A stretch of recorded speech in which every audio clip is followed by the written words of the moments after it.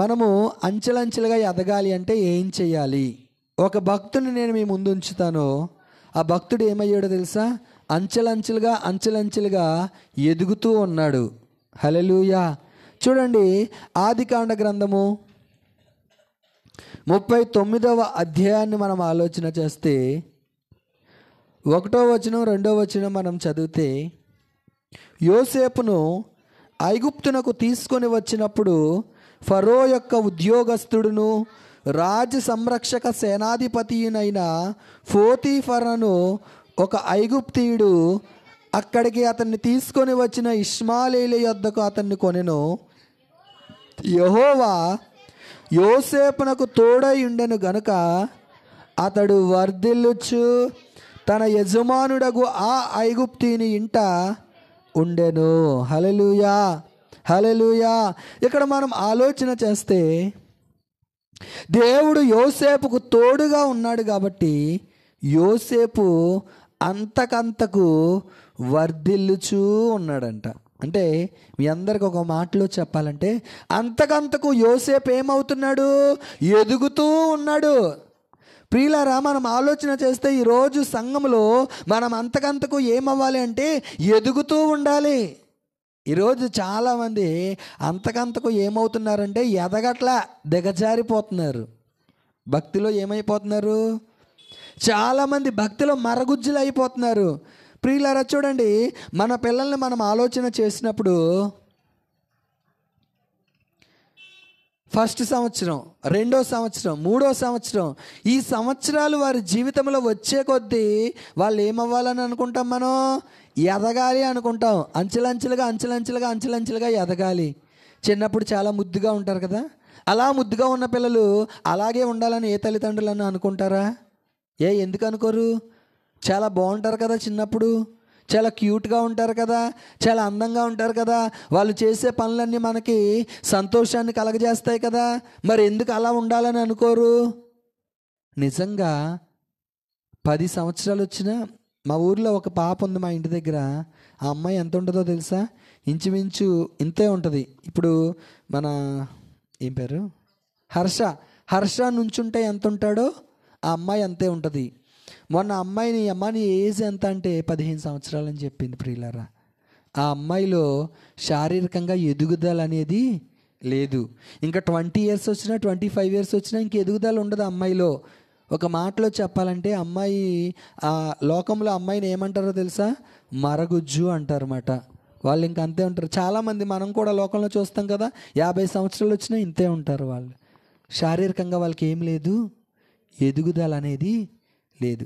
ప్రియులారా, మనం ఆలోచన చేస్తే చిన్నప్పుడు చాలా ముద్దుగా ఉంటారు, కానీ సంవత్సరాలు వారి జీవితంలో వచ్చే కొద్దీ వారిలో ఎదుగుదల మనం కోరుకుంటాం మన పిల్లల్లో. అలాగే దేవుడు కూడా మనలో ఏం కోరుకుంటున్నాడు అంటే ఆయన ఎదుగుదల అనేది కోరుకుంటున్నాడు. అంచెలంచెలుగా మనం ఎదగాలి అని కోరుకుంటున్నాడు. ఇక్కడ యోసేపు జీవితాన్ని మనం చూసినప్పుడు యోసేపు చూడండి, యెహోవా యోసేపునకు తోడయుండెను గనుక అతడు వర్ధిల్లుచు తన యజమానుడగు ఆ ఐగుప్తీయునింట ఉండెను. ఇప్పుడు యోసేపు ఎక్కడున్నాడు అంటే ఐగుప్తీయుల ఇంటిలో ఉన్నాడు.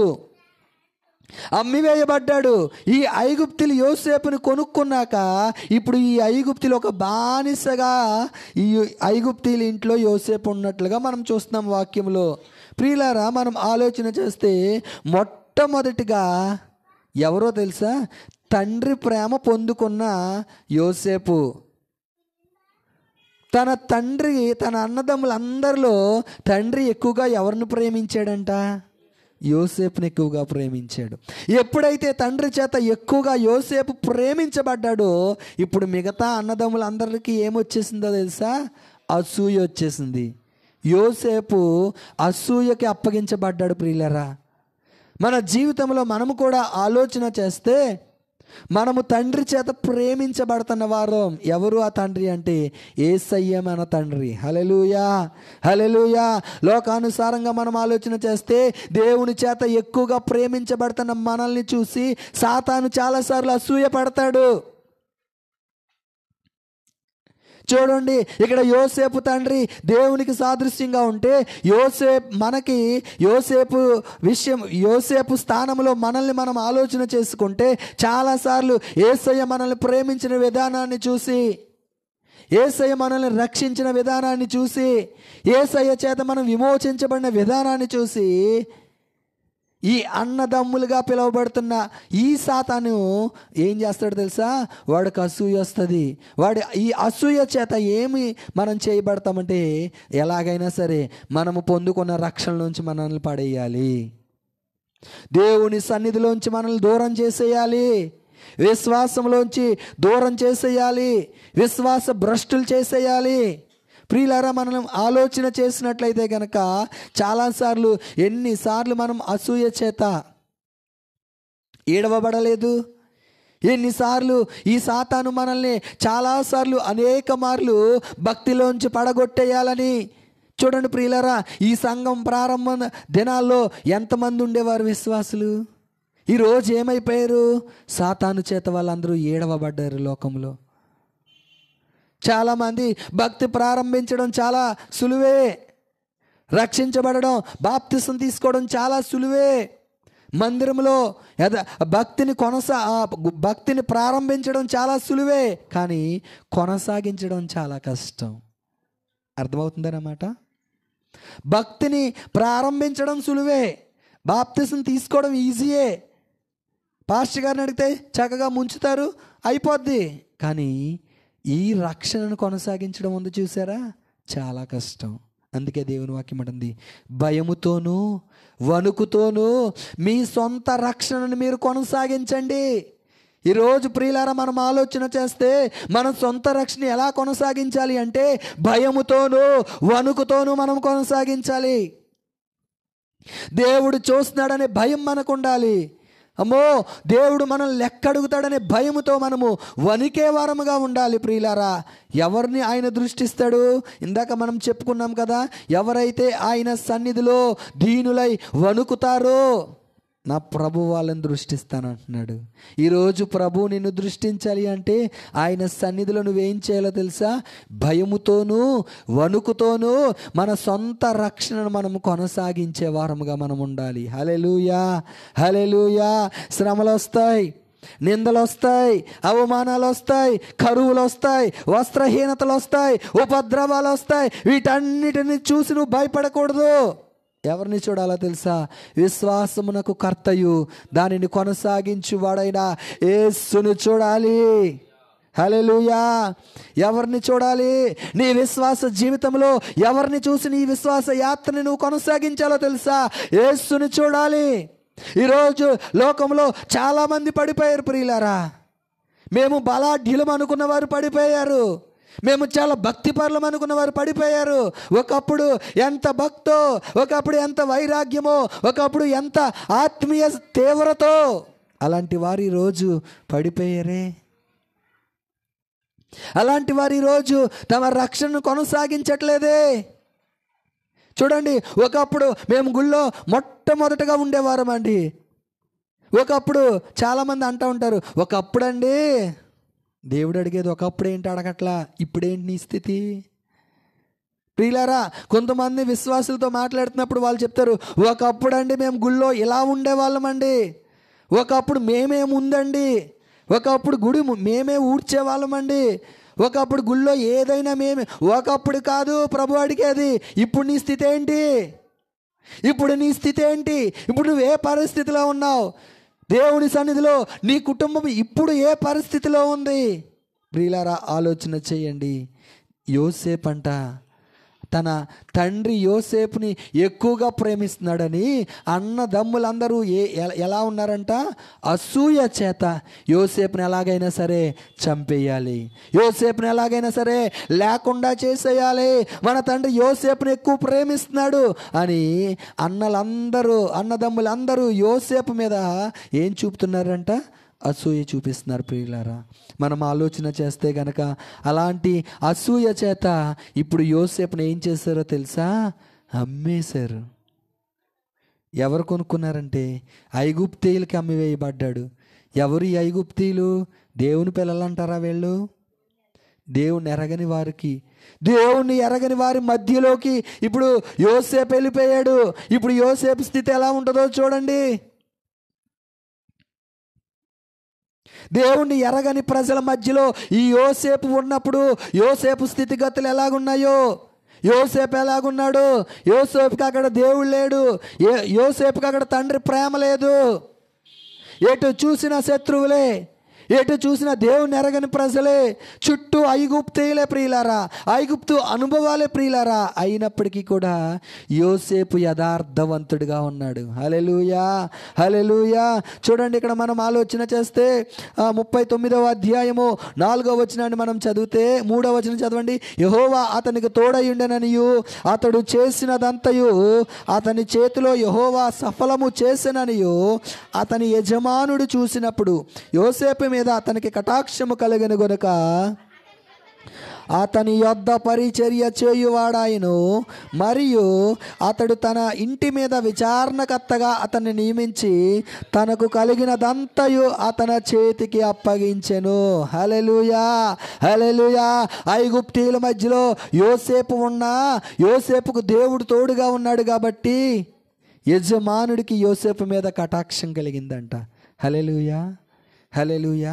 ఈరోజు నువ్వు అనుకుంటున్నావా, నేను ఒక్కడేనండి మా ఇంట్లో ప్రభుని నమ్ముకున్నాను, మా బంధువుల మధ్యలో మేమొక్కలమేనండి దేవుణ్ణి నమ్ముకున్నాం, మా వ్యాపార స్థలంలో మేమొక్కలమేనండి ప్రభుని నమ్ముకున్న వాళ్ళం, మా ఉద్యోగ స్థలంలో మేమొక్కలమేనండి ప్రభుని నమ్ముకున్న వాళ్ళం. నువ్వు ఒక్కళ్ళవే అయినా సరే నీ యజమానుడికి కటాక్షము కలగజేసే దేవుడాయినా, నీ మీద జాలి కలగజేసే దేవుడాయినా ఎప్పుడో తెలుసా? నువ్వు ఆయనకి నమ్మకత్వంగా ఉన్నప్పుడు. హల్లెలూయా. ఎవరికి? దేవుడికి నమ్మకత్వం కలిగి ఉన్నప్పుడు, దేవుడు నీ యందు జాలి పడే దేవుడైనా, దేవుడికి నువ్వు యథార్థంగా నువ్వు ఉన్నప్పుడు, యథార్థమైన భక్తి చేస్తున్నప్పుడు నా ప్రభు ఏం చేస్తాడో తెలుసా? చుట్టూ శత్రువులు ఉన్నా సరే, ఒకవేళ నీ బాసు ప్రభువుని ఎరగని వాడైనా సరే, ఒకవేళ నీ బాసు దేవుణ్ణి ఎరగని ఒక ఐగుప్తు అనుభవాల్లో ఉన్నా సరే, అలాంటి వాళ్ళకి నీ మీద కటాక్షాన్ని కలగజేస్తాడు నా ప్రభు. హల్లెలూయా, హల్లెలూయా. చూడండి, యోసేపు ఐగుప్తీల మధ్యలో ఉన్న ఫరో దగ్గర ఉన్నప్పటికీ కూడా ఆ ఐగుప్తీలకి ఎందుకు కటాక్షం కలిగింది అంటే, యోసేపు జీవితంలో మనము 4 విషయాలను మనం చూడొచ్చు. మొట్టమొదటిది ఏంటో తెలుసా? 4వ వచనంలో అన్నాడు కదా, యోసేపు మీద అతనికి కటాక్షము కలిగిన గనక అతని యొద్ద పరిచర్య చేయువాడాయను, మరియు అతడు తన ఇంటి మీద విచారణకర్తగా అతన్ని నియమించి. ఎలా ఉన్నాడు యోసేపు అంటే విధేయత కలిగిన వ్యక్తిగా ఉన్నాడు ప్రియులారా. మొట్టమొదటిది యోసేపు ఎలా ఉన్నాడో తెలుసా? విధేయత. ఈరోజు మనము దేవునికి విధేయులుగా ఉండాలి. ఏ స్థితిలో ఉన్నా సరే, కలిమిలో ఉన్నా లేమిలో ఉన్నా, తినటానికి తిండి ఉన్నా లేకపోయినా, మొట్టమొదట నువ్వు ఎవరికి విధేయత కలిగి ఉండాలో తెలుసా? దేవునికి విధేయత కలిగి ఉండాలి. యోసేపుకి కడుపు నిండా తిండి పెట్టారో పెట్టలేదో, బానిసగా వెళ్ళాడు యోసేపు. ఎలా వెళ్ళాడు? బానిసని ఎవరన్నా పట్టించుకుంటారా? చూడండి, పూర్వం ఎక్కువ గేదెలు లేదా పాడున్న వాళ్ళ ఇంట్లో ఎవరు ఉండేవారు? పాలేరు కదా. ఈ పాలేరు ఎక్కడో మన ఇంట్లో పడుకోబెట్టుకుంటామా? ఎక్కడో ఇంటి మూల ఎక్కడో ఉండేవాడు కదా. ఏదో ఒక మూల, తన కంచం వేరు, తన మంచం వేరు, తన గ్లాసు వేరు, అన్నీ వేరే. ఒక మాటలో చెప్పాలంటే ఒక బానిస బ్రతకది. అలాంటి స్థితిలో ఉన్నాడు యోసేపు. అలాంటి బానిసగా కొనుపోబడ్డాడు యోసేపు. అయినప్పటికీ కూడా దేవునికి విధేయత చూపడం మానలేదు ప్రియులారా. ఎవరికి విధేయత చూపడం మానలేదు? దేవునికి విధేయుడిగా ఉన్నాడు. నా ప్రభువు చూస్తున్నాడు, నా ప్రభు మాట నేను జవదాటకూడదు. దేవుడికి విధేయతగా ఉన్నాడు కాబట్టి యోసేపుకి దేవుడు తోడుగా ఉన్నాడు. హల్లెలూయా.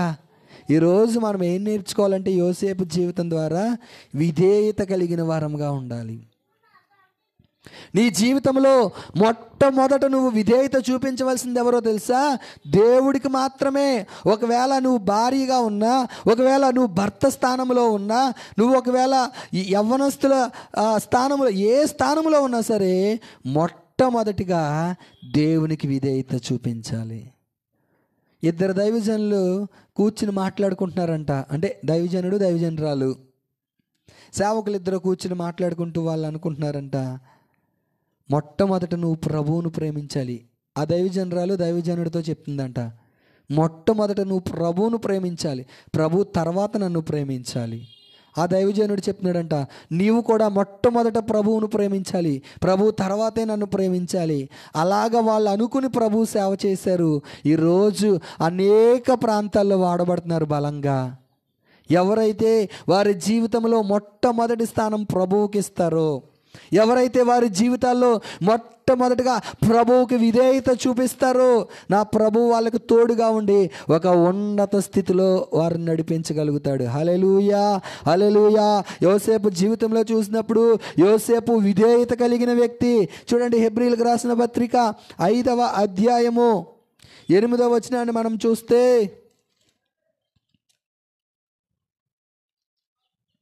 హెబ్రీయులకు రాసిన పత్రిక, ఆయన కుమారుడయ్యుండియు తాను పొందిన శ్రమల వలన ఏం నేర్చుకున్నాడంటే, యేసు ప్రభువు తాను పొందిన శ్రమల వలన విధేయత నేర్చుకున్నాడు. ఈరోజు శ్రమల్లో నువ్వేం నేర్చుకోవాలో తెలుసా? విధేయత నేర్చుకోవాలి. ఏమ్మా గుడికి ఎందుకు రావట్లేదు? మాకు దేవుడు ఏమీ చేయలేదండి. ఏమ్మా గుడికి ఎందుకు రావట్లేదు? మాకు అన్ని శ్రమలేనండి. అలా చెప్తున్నామా మనం? అలా అనుకుంటున్నావా నువ్వు? దేవుడు అంటున్నాడు, ఈ మాట ఎవరి కోసం రాయబడిందో తెలుసా? ప్రభు కోసమే రాయబడింది. యేసు ప్రభు కోసమే రాయబడింది ఈ మాట.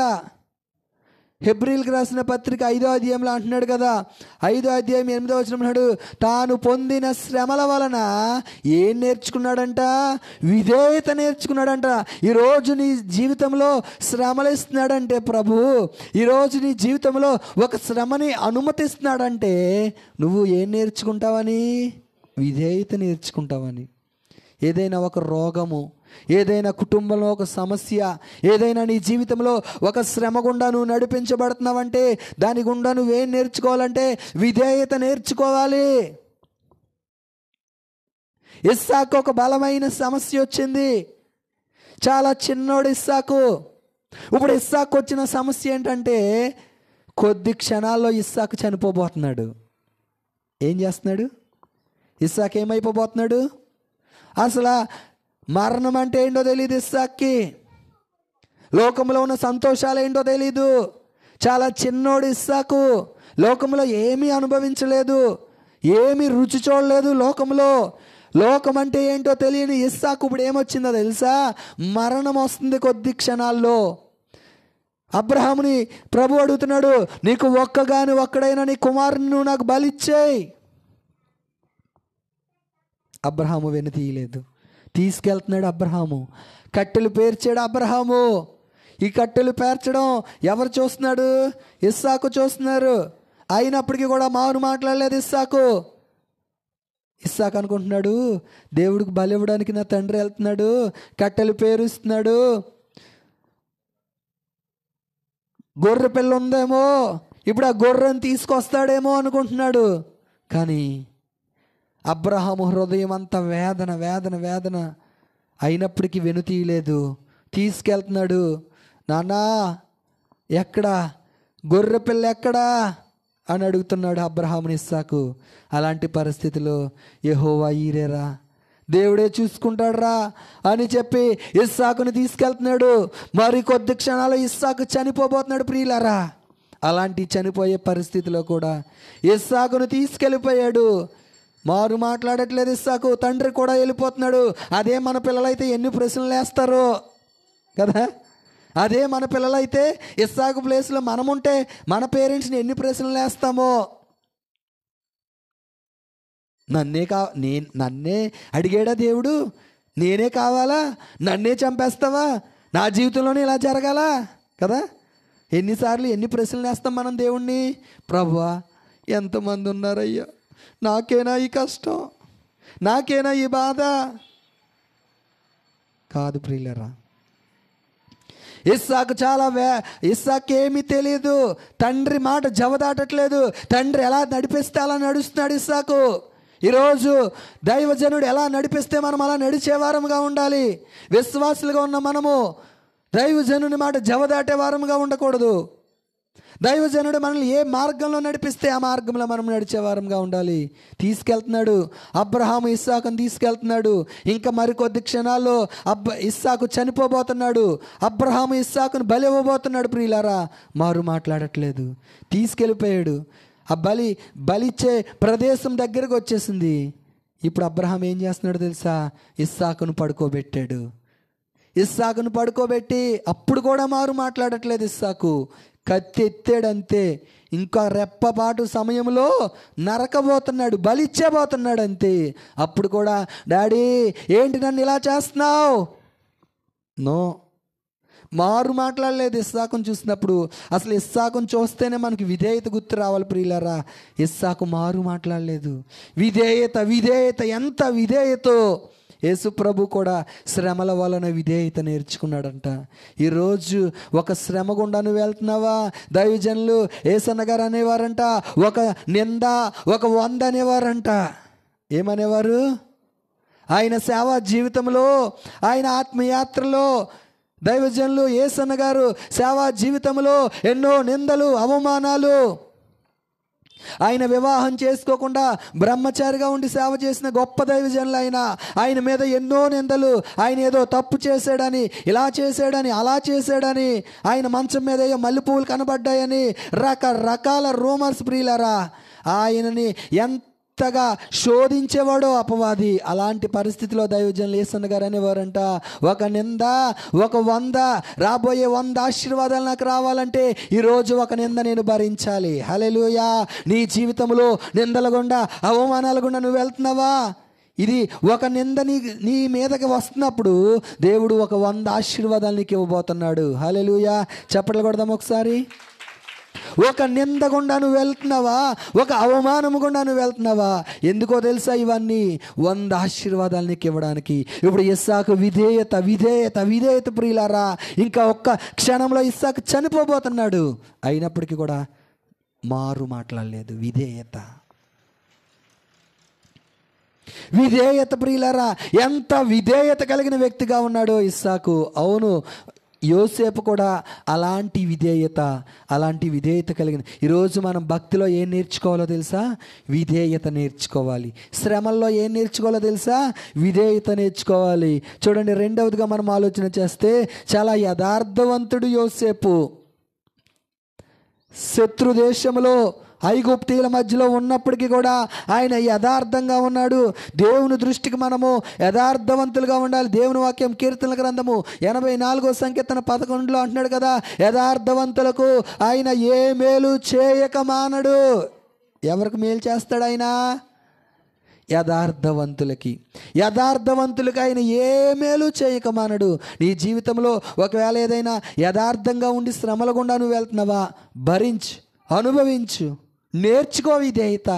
అలాగే ఉండే యథార్థంగా నీకు దేవుడు ఏ మేలు చేయక మానడు. హల్లెలూయా.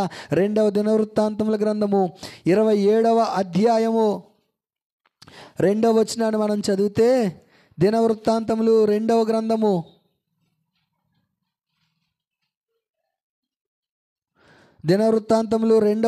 27వ అధ్యాయం 2వ వచనం.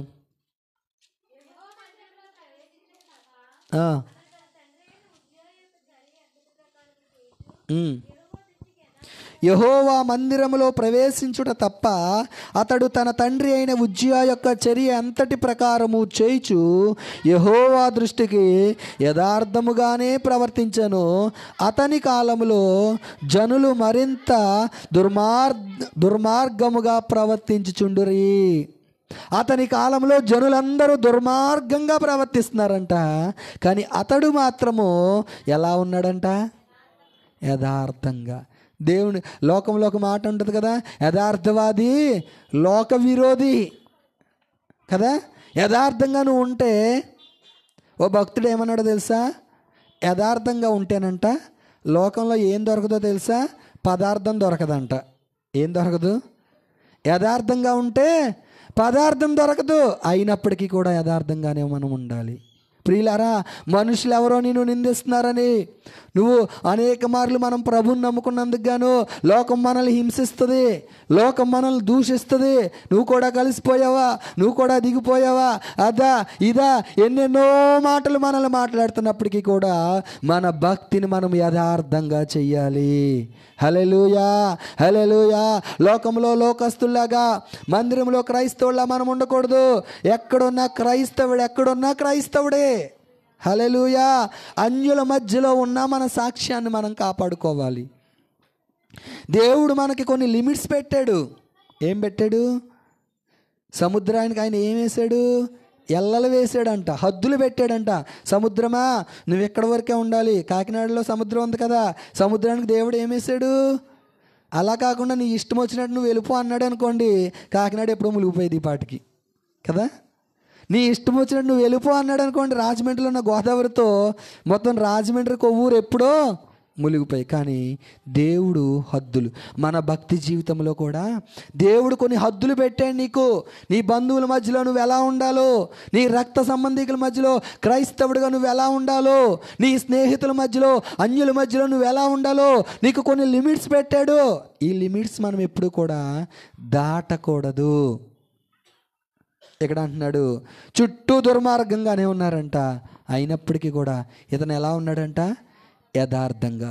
యోసేపు జీవితంలో మనం చూసినప్పుడు యథార్థత వదలలేదు. యోసేపు యథార్థంగా ఉన్నాడు. మూడవదిగా మనం ఆలోచన చేస్తే చూడండి, ఆదికాండము 39వ అధ్యాయము 5వ వచనాన్ని మనం చదివితే,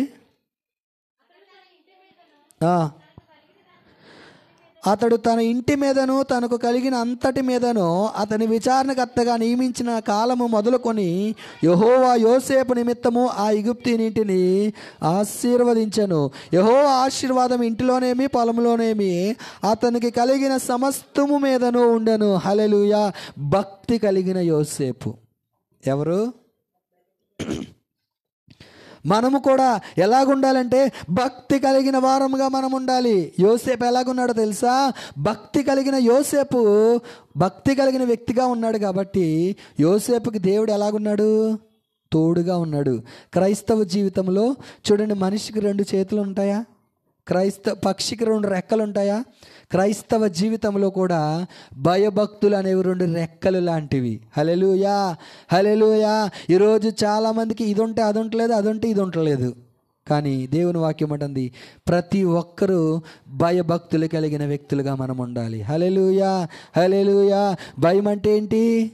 దేవుడు చూస్తున్నాడు అనే భయము. చాలామంది అంటారు, మేము గుడికి రామండి, దేవుడిని నమ్ముకుంటాం కానీ మేము గుడికి రాము, మాకు దేవుడు అంటే భయం ఉందండి అంటారు. వీళ్ళకి ఏం లేదు?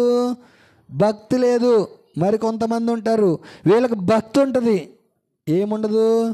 భయం ఉండదు కదా. క్రైస్తవుడిగా భక్తి ఒకటే ప్రభువు కోరుకోవట్లేదు, భయముతో కూడిన భక్తి ప్రభువు కోరుకుంటున్నాడు నీ నుంచి. హల్లెలూయా, హల్లెలూయా. చూడండి ప్రియులారా, మనము దేవుని యందు భయభక్తులు కలిగిన వారముగా ఉండాలి. యోసేపు జీవితాన్ని మనం ఆలోచన చేస్తే యోసేపు దేవుని యందు భయభక్తులు కలిగిన వ్యక్తిగా ఉన్నాడు. చూడండి, కీర్తనల గ్రంథము 34వ సంకీర్తన 7వ వచనాన్ని మనం చదివితే, కీర్తనలు 34:7, యెహోవా యందు భయభక్తులు గల వారి చుట్టూ ఆయన దూత కావలి ఉండి, చూడండి ఏం చేస్తుందంట. ఇప్పుడు యోసేపుకు దేవుడు తోడుగా ఉన్నాడా లేదా? ఎందుకు యోసేపుకు దేవుడు తోడుగా ఉన్నాడంటే యోసేపు దేవుని యందు భయభక్తులు కలిగిన వ్యక్తి కాబట్టి. కీర్తనలు అంటున్నాడు కదా 34:7 ఏమంటున్నాడండి? యెహోవా యందు భయభక్తులు గల వారి చుట్టూ ఆయన దూత కావలి ఉండి వారిని రక్షించును. హల్లెలూయా. 9వ వచనంలో అంటున్నాడు, యెహోవా భక్తులారా ఆయన యందు భయభక్తులు ఉంచుడి, ఆయన యందు భయభక్తులు ఉంచువానికి ఏమీయో కొదువ లేదు. ఎవరికి ఏం కొదువు లేదంట? ఎవరైతే యెహోవా యందు భయభక్తులు కలిగి ఉంటారో వారికి ఏమీ కొదువు లేదంట. చాలాసార్లు దేవుడు చూస్తున్నాడనే భయం మనకు ఉండదు కదా. మన మాటలు మన ఇష్టానుసారంగా మాట్లాడేస్తూ ఉంటాం. వీళ్ళ దగ్గర ఒక మాట, వాళ్ళ దగ్గర ఒక మాట, అక్కడో మాట, ఇక్కడో మాట. ప్రియులారా, నీకేముండాలో తెలుసా? దేవుడు చూస్తున్నాడనే భయం ఉండాలి. సేవకుడు కొన్నిసార్లు మన మాట విండు, ఎందుకంటే సేవకులు ఎక్కడో ఉండొచ్చు, కానీ నీవు మాట్లాడే మాట ఎవరు వింటున్నాడో తెలుసా? దేవుడు. కొన్నిసార్లు మన తల్లిదండ్రులు మనతో ఉండరు, కానీ దేవుడు చూస్తున్నాడనే భయం మనకు ఉండాలి. ప్రియులారా, మనం ఆలోచన చేస్తే దేవుని వాక్యంలో ఒక చక్కటి మాట ఉంటుంది. ఇద్దరు భక్తులు మాట్లాడుకుంటేనంట యెహోవా చెవియొగ్గి, ఈ భయం మనకు ఉండాలి. నీవు నీ తోటి విశ్వాసి మాట్లాడుకుంటున్నప్పుడు, నీవు నీ తోటి సంఘస్థుడు మాట్లాడుకుంటున్నప్పుడు ఎవరు వింటున్నాడంట? ఆకాశం నుంచి ఇద్దరు భక్తులు కూడుకొని మాట్లాడుకుంటుంటే సేవకుడు వినట్లేదు. ఎవరు వింటున్నారు మరి? యెహోవా చెవియొగ్గి ఆలకిస్తున్నాడంట. జాగ్రత్త, నీ మాట ఎలా ఉందో, ఏం మాట్లాడుకుంటున్నావు, ఎవరి కోసం మీరు మాట్లాడుకుంటున్నారు, ఎవరి కోసం సెటైర్లు వేసుకుంటున్నారు, ఎవరి కోసం వేరే రకంగా మాట్లాడుకుంటున్నారు, జాగ్రత్త. యెహోవా చెవియొగ్గి ఆలకిస్తున్నాడు. ఇదే భక్తి తెలుసా? భయముతో కూడిన భక్తి. ఈరోజు క్రైస్తవుడిగా ఒక పక్షికి 2 రెక్కలు ఎలాంటియో, క్రైస్తవుడిగా భయభక్తులు కూడిన జీవితం అలాంటిది. భయం ఉండి భక్తి లేకపోయినా మనం పరలోకం వెళ్ళాం, భక్తుండి భయం లేకపోయినా పరలోకం వెళ్ళాం. అందుకే మీరు ఆలోచన చేయండి, బైబిల్ గ్రంథంలో ఎక్కువ మాటలు భయభక్తులు అనే మాటే కలిపి ఉంటుంది. ఎక్కడా కూడా భక్తి కలిగి ఉండండి ఎక్కడా లేదు, భయం కలిగి ఉండండి చాలా తక్కువ. కానీ కీర్తనలు కానీ సామెతలు కానీ మనం ఎక్కడ చదివినా పరిశుద్ధ గ్రంథంలో భయభక్తులు కలిగి భయము, ఈ 2 మాటలు విడదీయరానివి. కాబట్టి క్రైస్తవ జీవితంలో ఏముండాలి? భయము, భక్తి. భయముతో కూడిన భక్తి, భక్తితో కూడిన భయము, 2 ఉండాలి. యోసేపు భక్తి గల వ్యక్తి, భయము కలిగిన వ్యక్తి. ఫరో భార్య యోసేపును బలవంతం చేసినప్పుడు ఏమంటాడో తెలుసా? యోసేపు, యజమానుడు ఇల్లంతటి మీద నాకు అధికారం ఇచ్చాడు, నీ మీద తప్ప. ఎంత భయముతో కూడిన మాట ఈ మాట. ఏమంటున్నాడండి? ఎవరు లేరు అక్కడ. యోసేపు ఏం చేసినా చూసే నాదుడు లేడు అక్కడ. యోసేపు ఏదైనా చేయొచ్చు అక్కడ. అయినప్పటికీ కూడా యోసేపు అంటున్నాడు, నీ మీద నాకు అధికారము, ఇల్లు అంతటి మీద నాకు అధికారం ఉంది. ప్రియులారా, నీ మీద నాకు అధికారం లేదు. ఇప్పుడు యోసేపు ఎలాగున్నాడో తెలుసా? దేవుని యందు భయభక్తులు కలిగిన వ్యక్తి. 4వ విషయం, యోసేపు జీవితం ఎలాంటిదో తెలుసా? నమ్మకమైన వాడు. తన యజమానుడు ఏం అప్పగించాడో ఆ విషయంలో నమ్మకత్వం కలిగి ఉన్నాడు యోసేపు. హల్లెలూయా. 39వ అధ్యాయం 6వ వచనాన్ని మనం చదివితే, అతడు తనకు కలిగినదంతయు యోసేపు చేతికి అప్పగించి తన ఆహారము తినుటకు తప్ప తనకేమి ఉన్నదో ఏమి లేదో విచారించిన వాడు కాడు. చాలండి, యజమానుడు తింటున్నాడు, ఉంటున్నాడు, అంతే. ఏమి ఉందో ఏమి లేదో కూడా చూసుకుంటలేదు. అంత నమ్మకత్వం కలిగి ఉన్నాడు యోసేపు.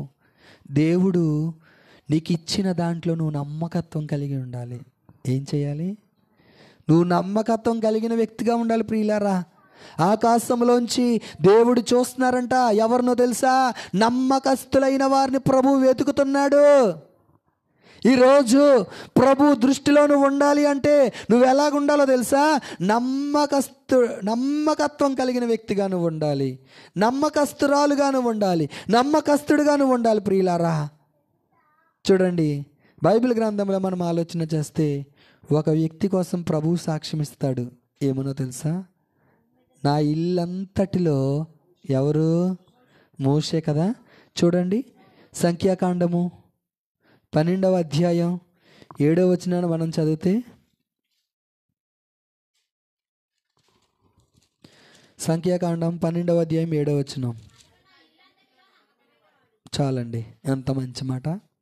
అతడు నా ఇల్లంతటిలో నమ్మకమైన వాడు. ప్రభు నీ కోసం ఈ మాట చెప్పగలడా ఈరోజు? అతడు నా సంఘములో నమ్మకమైన వ్యక్తి. సేవకుడు నీ కోసం ఆ మాట చెప్పగలడా? నా ఇల్లంతటిలో నమ్మకమైన వ్యక్తి, ఇన్ని సంవత్సరాల నుంచి మా సంఘంలో చాలా నమ్మకమైన విశ్వాసం అండి ఈ వ్యక్తి, ఇన్ని సంవత్సరాల నుంచి మా సంఘంలో చాలా యథార్థమైన వ్యక్తి అండి ఈ వ్యక్తి అని చెప్పి దేవుడు నీ గురించి చెప్పగలడా?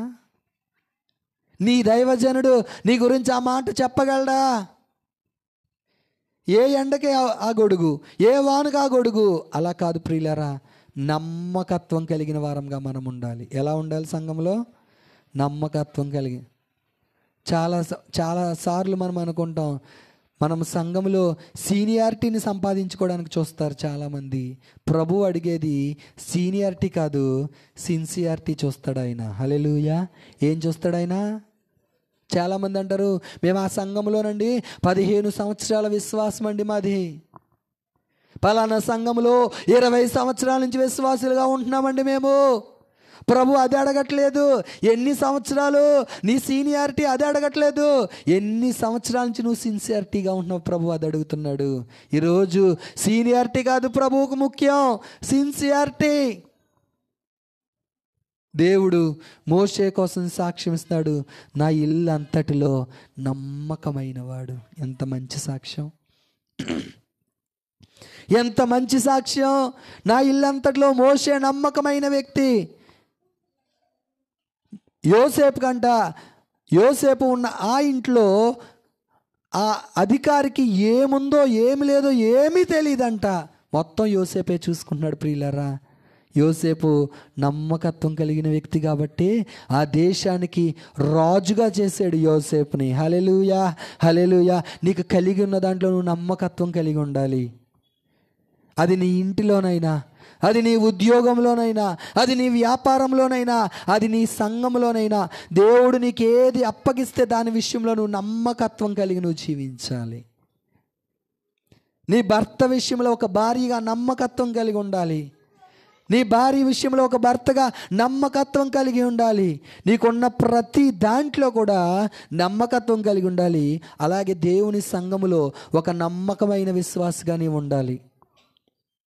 నీకోసం ఎవరైనా సేవకుడికి చెప్తున్నప్పుడు సేవకుడికి ఒక నమ్మకత్వం ఉండాలి. నో, ఆ విశ్వాసం అలాంటిది కాదు, ఆ విశ్వాసం అలాంటి వ్యక్తి కాదు అని చెప్పి ఒక నమ్మకత్వం కలిగిన వ్యక్తిగా నీవు ఉండాలి. ప్రియులారా, ఈరోజు హల్లెలూయా, హల్లెలూయా. ఎవరు ప్రభు రాకట్లో ఎత్తబడతారంటే ఇలాంటి నమ్మకస్తులనే ప్రభు తీసుకెళ్తాడు రేపొద్దున మధ్యాకాశంలోకి. ఎవరు ఎత్తబడతారంటే ఎవరైతే నమ్మకత్వం కలిగి ఉంటారో వాళ్ళే రేపొద్దున ప్రభు రాకట్లో ఎత్తబడతారు. మేము ఇన్ని సంవత్సరాల నుంచి మందిరంలో ఉన్నామండి, మేము ఇంత ధనాన్ని ప్రభువుకి ఇచ్చామండి. నో, ఎవరు నమ్మకత్వం కలిగి ఉంటారో, ప్రతి విషయంలో ఎవరు సేవకుడికి దేవునికి యథార్థంగా నమ్మకత్వం కలిగి ఉంటారో వాళ్ళను ప్రభు దృష్టిస్తాడు. హల్లెలూయా, హల్లెలూయా. చూడండి, పేతురుకు రాసిన మొదటి పత్రిక 4వ అధ్యాయము 19వ వచనాన్ని మనం చూస్తే,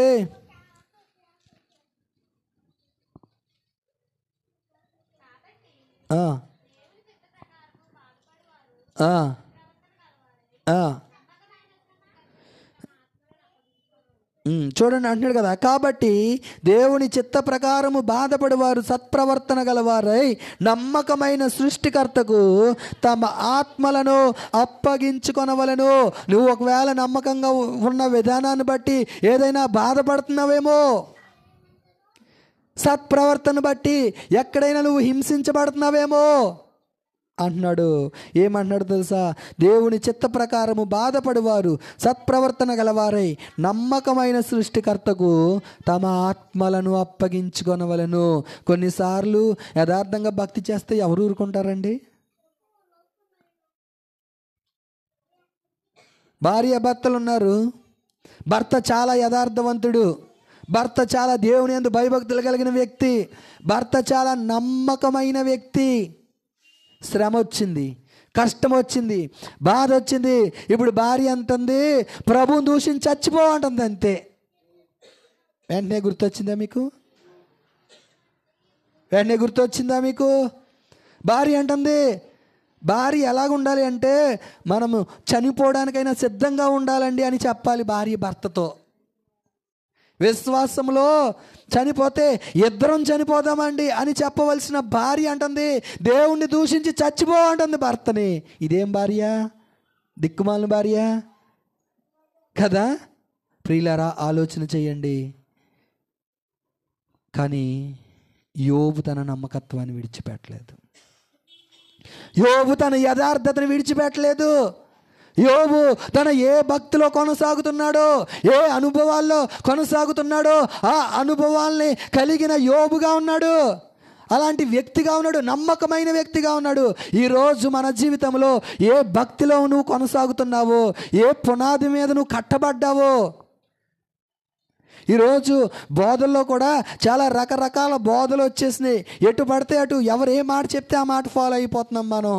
కాదు ప్రియులారా, మనం ఏ బండలోంచి చెక్కబడ్డామో, ఆది అపోస్తుల ఉపదేశంలో మనము కట్టబడే వారముగా, పెంతెకోస్తు అనుభవాల్లో మనము కట్టబడే వారముగా.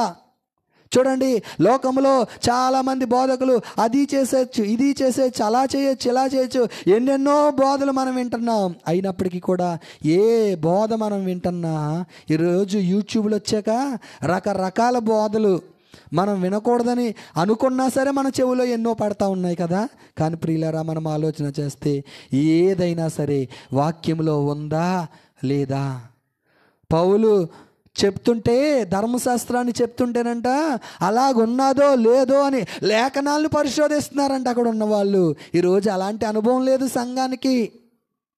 ఎవరు ఏ మాట చెప్తే ఆ మాట ఫాలో అయిపోవడం, ఎవరు ఏది చెప్తే అది వినేయడం. ప్రియులారా, మనము ఆది అపోస్తుల ఉపదేశ క్రమంలో మనం నడిపించబడే వారంగా ఉండాలి. హల్లెలూయా, హల్లెలూయా. చూడండి, నమ్మకమైన వ్యక్తిగా ఉన్నాడు యోసేపు. అసలు ఆ ఫరోకి ఎక్కడ తన ఇంట్లో ఏముందో తనకు తెలియదంట. ఎవరికి తెలుసు? యోసేపుకి తెలుసు. ఇల్లంతటిలో నమ్మకమైన వ్యక్తిగా ఉన్నాడు. అందుకే దేవుడు యోసేపుకు తోడుగా ఉండి ప్రధానమంత్రిని చేశాడు ఆ దేశానికి. హల్లెలూయా. దేవుని వాక్యం ఏమన్నదో తెలుసా? నమ్మకమైన వానికి దీవెనలు మెండుగా కలుగును. సంఘములో నమ్మకత్వం కలిగి ఉండు. దేవుడిని ఆశీర్వదించాలని నువ్వు అనుకుంటున్నావా? ఇక్కడొక అడుగు, అక్కడొక అడుగు, ఇక్కడొక మాట, అక్కడొక మాట. నో, నమ్మకత్వం కలిగి ఉండు. యథార్థంగా ఉండు. యథార్థంగా దేవుని యందు భయభక్తులు కలిగి ఉండు. దేవుడిని ఆశీర్వదించడం మొదలు పెడతాడు. చాలాసార్లు మనం అనుకుంటాం, నేను ఎప్పుడు ఇలాగే ఉన్నానండి, నా జీవితంలో ఎదుగు బొదుగు లేదండి, ఎప్పుడు ఇలాగే ఉంటున్నానండి అంటే నువ్వు ఎక్కడో నమ్మకత్వం తప్పుతున్నావేమో ఆలోచన చెయ్యి. ఈరోజు ఎక్కడో నమ్మకత్వం లేని జీవితం నీలో ఉందేమో ఆలోచన చెయ్యి. ప్రభు ఈరోజు నీతో ఈ నూతన సంవత్సరంలో సూటిగా మాట్లాడుతున్నప్పుడు ఒక్కసారి ఆలోచన చెయ్యి. కన్నీటితో ఆయన సన్నిధిలో ఆయన పాదాలు కడుగు. ప్రభువా, ఈ సంవత్సరంలోనైనా నేను నీకు నమ్మకత్వం కలిగి ఉంటాను ప్రభువా. ఈ సంవత్సరంలోనైనా నా సేవకునికి నీకు నమ్మకత్వం కలిగి ఉంటాను ప్రభువా అని చెప్పి అలాంటి ఒప్పుకోలతో ఈరోజు నువ్వు ఇక్కడి నుంచి వెళ్ళాలి. దేవుడు నిన్ను ఆశీర్వదిస్తాడు. నమ్మకమైన వానికి దీవెనలు మెండుగా కలుగును. మోషే ఇల్లంతట్లో నమ్మకత్వం. ఎవరి చేత ఈ సాక్ష్యం పలికించుకున్నాడు? దేవుడే చెప్తున్నాడు. నీ గురించి ఆ మాట చెప్పగలడా? ఒకవేళ ప్రభువు నీ గురించి ఏదైనా చెప్పవలసి వస్తే ఏం చెప్తాడో ఆలోచన చెయ్యి. ఈ వ్యక్తి అండి చాలా గయ్యాలండి. ఈ వ్యక్తి అండి చాలా కోపిష్టండి కదా. ఒక్కొక్కరికి ఒక్కొక్క అలవాటు ఉంటుంది. కొంతమందికి కోపం, కొంతమందికి రకరకాల అలవాట్లు. కానీ ప్రభు నీ గురించి ఏదైనా ఒక మాట చెప్పవలసి వస్తే ఏం చెప్తాడు? ఏమని చెప్తాడు? ఆలోచన చేయండి. ఈరోజు ఇంటికి వెళ్ళాక ఆలోచన చేయండి. చక్కగా తినేసి, సండే కదా, నాన్ వెజ్ ఉంటుంది కదా, చక్కగా తినేసి ఆలోచన చేయండి. నిజంగా ప్రభు నా కోసం ఏదైనా చెప్పవలసి వస్తే ఏం చెప్తాడు? మోషే కోసం నా ఇల్లంతట్లో నమ్మకమైన వాడని మోషే కోసం చెప్పాడు. చాలామంది కోసం ప్రభువు చాలా సాక్ష్యాలు చెప్పాడు బైబిల్ గ్రంథంలో. చెప్పండి, ఇంకా ఎవరి కోసం ఏం చెప్పారు? మీకు తెలిసింది ఒక్కొక్కటి చెప్పండి. యోబు కోసం చెప్పాడు కదా, అబ్రహాము కోసం చెప్పాడు, దావీదు నా హృదయానుసారుడైన మనుష్యుడు, దానియేలు కోసం. అబ్బా, ఎంతమంది భక్తులు వస్తున్నారో, ఒక్కొక్కళ్ళ నుంచి ఒక్కొక్క భక్తుడు బయటకు వస్తున్నాడు. నిజమే ప్రియులారా, నీ కోసం చెప్తే ఏం చెప్తాడు ప్రభు? ఆయన నీ కోసం ఏదైనా ఒక మాట చెప్పవలసి వస్తే దావీదు కోసం అన్నాడు, దావీదు నా హృదయానుసారుడైన మనుష్యుడు. నేను అనుకుంటాను దావీదు దేవుని హృదయానుసారుడైన మనుష్యుడు ఎందుకు అయ్యాడో తెలుసా? దావీదు చక్కగా దేవుని ఆరాధన చేసేవాడంట. ఈరోజు మనం ఆరాధన చేయడానికి ఇష్టపడం ప్రభువుని. ఆరాధన చేద్దాం కళ్ళు మూయండి అటు చూస్తాం ఇటు చూస్తాం. ఏక మనసుతో దేవుణ్ణి ఆరాధన చేద్దామంటే కలవం, ఒకళ్ళ మనసు అటు వెళ్ళిపోద్ది, ఒకళ్ళ మనసు ఇటు వెళ్ళిపోద్ది. ప్రియులారా, దావీదంట సమయము దొరికినప్పుడల్లా దేవుణ్ణి ఆరాధన చేసేవాడంట. ఏ వ్యక్తి అయితే దేవుణ్ణి ఆరాధన చేస్తాడో వాళ్ళు దేవుని హృదయానికి దగ్గర అయిపోతారంట. ఏమైపోతారు? దేవుణ్ణి ఆరాధన చేసేవారు దేవుని హృదయానికి దగ్గర అయిపోతారు. నువ్వు దేవుని, అందుకే నేను ఏది చెప్పక మానను అంటాడు. ఎవరితో? అబ్రహాముతో. ఏదైనా దాస్తానా? అసలు ఆ మాటలు చదువుతుంటే దేవుడు చెప్తున్నాడండి. ఆ మాటలు సర్వ సృష్టికర్త అయిన దేవుడు చెప్తున్నాడు, అబ్రహాముతో నేను ఏదైనా చెప్పక మానుదునా? ఈరోజు నీతో నాతో ప్రభు ఆ మాట అనగలడా? పలానా సహోదరితో ఈ మాట చెప్పకుండా, చూడండి బైబిల్ గ్రంథంలోనే కాదు ప్రియులరా, చాలామంది ఈ రోజున్న భక్తులతో కూడా దేవుడు చాలామంది సాక్ష్యాలు వింటూ ఉంటే, దేవుడు నాకు ఇది చెప్పాడండి, దేవుడు నాకు అది చెప్పాడండి అంటే కొన్ని మాటలు వింటున్నప్పుడు చాలా ఆశ్చర్యం అనిపిస్తుంది. నిజమే, మన దేవుడు ఎవరంటే ఆయన మాట్లాడే దేవుడు, ఆయన తెలియచేసే దేవుడు. భవిష్యత్ వర్తమాన కాలాలు ఆయనకు తెలుసు.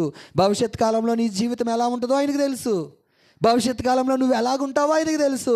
ఆయన నీకు తెలియచేస్తాడు. ఏది చెప్పక మాననంటున్నాడు. ప్రియులారా, ఆలోచన చేయండి.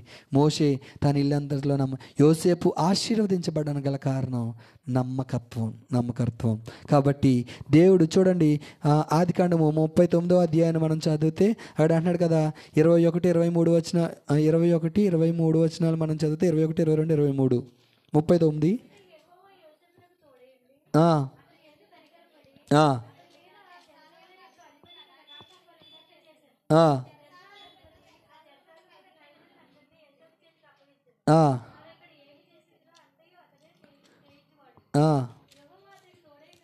యెహోవా అతడికి తోడై ఉండెను గనుక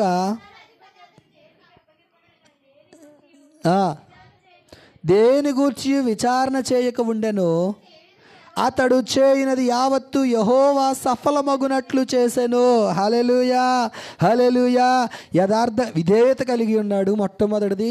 రెండవది నిజాయితీగా యథార్థంగా ఉన్నాడు. మూడవది భయభక్తులు కలిగిన యోసేపు. నాలుగవది నమ్మకత్వం కలిగి ఉన్నాడు. ఈ 4 విషయాలు యోసేపు చేసినందుకంట, యోసేపు ఏం చేస్తే ఆ విషయాల్లో ఏమొస్తుంది? యోసేపుకి సఫలత, విజయము అంటున్నాడు కదా. అతడు చేయనది యావత్తు యెహోవా సఫలమగునట్లు చేసెను. ఈరోజు నీ జీవితంలో సఫలత చూడాలి అంటే, ఈరోజు నీ జీవితంలో విజయం చూడాలి అంటే నువ్వు ఎలాగ ఉండాలో తెలుసా? యోసేపు వలె విధేయత కలిగి ఉండాలి, యోసేపు వలె యథార్థత కలిగి ఉండాలి, యోసేపు వలె భయభక్తులు కలిగి ఉండాలి, యోసేపు వలె నమ్మకత్వం కలిగి ఉండాలి. ఈ 4 విషయాలు ఈ నూతన సంవత్సరంలో నువ్వు చేయడం ప్రారంభించు. దేవుడు నువ్వు ఎక్కడ అడుగు పెడితే అక్కడ దేవుడు నిన్ను ఆశీర్వదిస్తాడు. ఎక్కడ అడుగు పెడితే ఎక్కడ ఆశీర్వదిస్తాడు. కొంతమంది అంటారు కదా, అసలు ఏంటంటే తాను పట్టిదంతా బంగారం అయిపోతుందండి అంటారు కదా. ఏంటి, మనం పట్టుకునేదల్లా బంగారం అయిపోవాలంటే ఇక్కడికి పరుగులు ఎత్తక్కర్లా. ఈ 4 విషయాలు చేసి చూడు, నువ్వు పట్టుకుందల్లా బంగారం కాదు, ప్లాటినం అయిపోద్ది. హల్లెలూయా, హల్లెలూయా. ప్లాటినం అంటే తెలుసా? బంగారం కంటే విలువైంది ప్రియులారా, చాలా కాస్ట్లీ. బంగారమే కొనుక్కోవాలంటేనే చాలా తిప్పలు పడతాం కదా. అలాంటిది బంగారం కంటే విలువైంది ప్లాటినం. ప్రియులారా, ఆలోచన చేయండి. ఈ 4 విషయాలు మనం చేస్తే దేవుడు మనం చేసే ప్రతి అడుగులో ఆయన మనకి ఏమిస్తాడు? సఫలత. టైం లేదు, ముగిస్తున్నాను.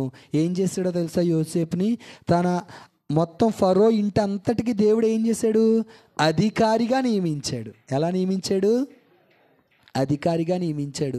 దేవుడు అధికారాన్ని ఇచ్చే దేవుడు. శత్రు బలం అంతటి మీద దేవుడు మనకి ఏమిస్తానంటున్నాడు? లోకాసువార్త 10:19 అంటున్నాడు, శత్రు బలం అంతటి మీద నేను మీకు అధికారాన్ని ఇస్తాను, పాములను త్రేలను త్రొక్కుటకు శత్రు బలం అంతటి మీద నేను మీకు ఎప్పుడు అధికారాన్ని ఇస్తాను? విధేయతగా ఉంటే, భయభక్తులు కలిగి ఉంటే, యథార్థంగా ఉంటే, నమ్మకత్వం కలిగి ఉంటే దేవునికి ఏమిస్తాడో తెలుసా? శత్రు బలం అంతటి మీద అధికారాన్ని ఇస్తాను అంటున్నాడు. హల్లెలూయా, హల్లెలూయా. కాబట్టి ఈ నూతన సంవత్సరంలో అధికారం కలిగిన వారముగా మనం ఉండాలి. యోసేపు అంచెలంచెలుగా ఎదుగుతూ వచ్చాడు. నీవు నేను అంచెలంచెలుగా ఎదగాలి అంటే ఈ 4 విషయాల్లో మనం ఎక్కడైతే తప్పిపోయామో, ఎక్కడైతే మనం సరిదిద్దుకోవాలో, ఈ 4 విషయాల్లో మనం సరిదిద్దుకుంటే దేవుడు మనల్ని అధికారులుగా ఉంచుతానంటున్నాడు. అలాగే ప్రియులరా, ఏ అన్నదమ్ముల చేత అయితే యోసేపు గెంటి వేయబడ్డాడో చూడండి, ఆ ఒక్క వచనం నేను చూపిస్తాను. ఆదికాండము 41వ అధ్యాయము 43వ వచనాన్ని మనం చదివితే 41, 43.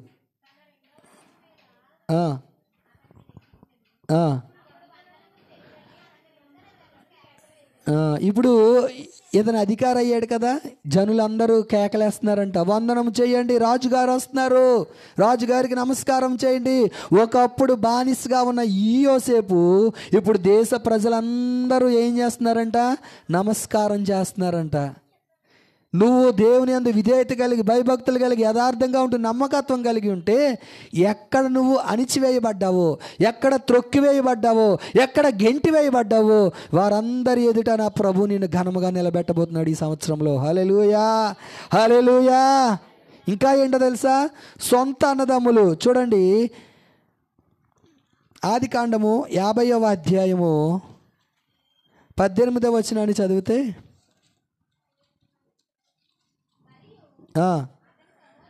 మరియు అతని సహోదరులు పోయి అతని ఎదుట సాగిలపడి, ఇదిగో మేము నీ దాసులమని చెప్పగా. చాలండి, చాలు. ఎవరు? ఒకప్పుడు ఎవరు ఈ సహోదరులు? అసూయతో యోసేపుని గెంటి వేశారు. ప్రియులారా, ఒక మాట ఆలోచన చేయండి. మిమ్మల్ని ఎవరైనా చూసి అసూయ పడుతున్నారా? ఏం భయపడకండి. దేవుడు ఏం చేస్తాడో తెలుసా? అసూయ పడిన వాళ్ళు ఎప్పుడూ అక్కడే ఉంటారు. అంచెలంచెలుగా దేవుడు నేను పైకెత్తుతాడు. హల్లెలూయా, హల్లెలూయా. నీ ఉద్యోగ స్థలంలో, నీ వ్యాపార స్థలంలో, నీ కుటుంబ జీవితంలో ఒకవేళ నీ సొంత అక్క చెల్లెళ్ళే, ఒకవేళ నీ సొంత అన్నదమ్ములే నిన్ను చూసి అసూయపడుతున్నారా? నువ్వు భయపడవలసిన పని లేదు. దేవుడు నిన్ను యోసేపుని ఆశీర్వదించినట్టు అంచెలంచెలుగా ఆశీర్వదిస్తారు. ఇప్పుడు ఏ అన్నదమ్ములైతే యోసేపును చూసి అసూయపడ్డారో వాళ్ళందరూ యోసేపు దగ్గరికి వచ్చి సాగిలపడి నమస్కారం పెడుతున్నారంట. హల్లెలూయా, హల్లెలూయా. 18వ వచనంలో అంటున్నాడు కదండి, మరియు అతని సహోదరులు పోయి అతని ఎదుట సాగిలపడి. ఎవరి ఎదుట? యోసేపు ఎదుట. ఏ అన్నదమ్ములైతే అసూయపడ్డారో వాళ్ళు ఇప్పుడు యోసేపు దగ్గరికి వచ్చి, అయ్యా నమస్కారం అయ్యా, మేము నీ దాసులము అయ్యా, మమ్మల్ని రక్షించు. ఎవరు? యోసేపు అన్నదమ్ములు. ఒకప్పుడు ఈ యోసేపుని బానిసగా, ఒకప్పుడు ఈ యోసేపుని చంపేయాలని గోతులో వేశారు, బానిసగా అమ్మి వేశారు.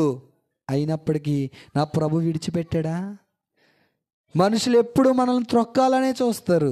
మనుషులు ఎప్పుడు మనల్ని చాలా హీనంగా బాధ పెట్టాలని, నాశనం చేయాలని మనం ఏదో అసూయ పడతారు ప్రియులారా.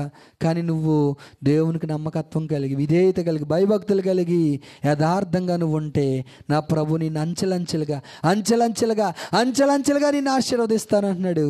నువ్వు అలా ఉండడానికి సిద్ధంగా ఉన్నావా? యోసేపు, ఏ వ్యక్తులైతే యోసేపుని చంపేయాలని బాధ పెట్టాలని చూసారో వాళ్ళందరూ వచ్చి ఏం చేస్తారో తెలుసా? సాగిలపడ్డారు. నా ప్రభు నీ స్వజనుల ఎదుట దేవుణ్ణి నా రీతిగా నిలబెట్టబోతున్నాడు. హల్లెలూయా. నీ రక్త సంబంధికుల ఎదుట, నీ బంధువుల ఎదుట, నువ్వు చేసే ఉద్యోగ ప్రదేశంలో, నువ్వు చేసే వ్యాపార స్థలంలో నా ప్రభు నిన్ను అలాగ నిలబెట్టబోతున్నాడు. నువ్వు చేయవలసిందల్లా దేవునికి నమ్మకత్వం కలిగి జీవించాలి. పదార్థం దొరకట్లేదని యథార్థంగా ఉండడం మానకూడదు. యథార్థత కలిగి జీవించాలి. ఏ ఎండగా గొడుగు పట్టకూడదు. మనము దేవునికి యథార్థత కలిగి, దేవుని సన్నిధిలో భయభక్తులు కలిగి, ఆయన యందు విధేయత కలిగి మనం జీవించే వారంగా ఉంటే, యోసేపుని ఆశీర్వదించిన దేవుడు, యోసేపుని అంచెలంచెలుగా మనం ఏమనుకుంటామంటే ఒకేసారి ఎక్కడో మనల్ని దేవుడు పెట్టేయాలనుకుంటాం. ఎప్పుడు దేవుడు ఎవరిని అలా పెట్టడు ప్రియులారా. దేవుడు ఏం చేస్తాడో తెలుసా? అంచెలంచెలుగా అంచెలంచెలుగా అంచెలంచెలుగా ఒకేసారి ఆలోచన చేశారు కదా. బైబిల్ గ్రంథంలో మనకు తెలుసు కదా, భూమికి ఆకాశానికి నుచ్చినేసేయాలనుకున్నారు. అతి తెలివి మాట ఇది. కొంతమందికి ఉంటుంది అతి తెలివి, ఒకేసారి పెద్దోళం అయిపోవాలి మేము. నో, దేవుడు ఆశీర్వదించడం మొదలు పెడితే ఏ మనుష్యుడు మనల్ని ఏమీ చేయలేడు. దేవుడు నాశనం చేయడం మొదలు పెడితే ఏ మనిషి మనల్ని ఆశీర్వదించలేడు. హల్లెలూయా, హల్లెలూయా. కాబట్టి నా ప్రభుని నీ సంవత్సరంలో ఆశీర్వదించాలి అంటే, ఈ నూతన సంవత్సరంలో నీ అన్నదమ్ముల మధ్యలో, అక్క చెల్లెల మధ్యలో, నీ బంధువర్గం మధ్యలో, నీ ఉన్న ప్రదేశంలో దేవుడు నిన్ను ఆశీర్వదించాలి అంటే, యోసేపును ఆశీర్వదించిన దేవుడు నిన్ను ఆశీర్వదించడా? ఆశీర్వదిస్తాడు. కానీ యోసేపు వలె మనం ఉండాలి. యోసేపు వలె మనం జీవించాలి. ఎక్కడున్నా దేవుణ్ణి మహిమపరిచే వారంగా మనం ఉండాలి. ఈ కొద్ది మాటలు ప్రభు దీవించును గాక.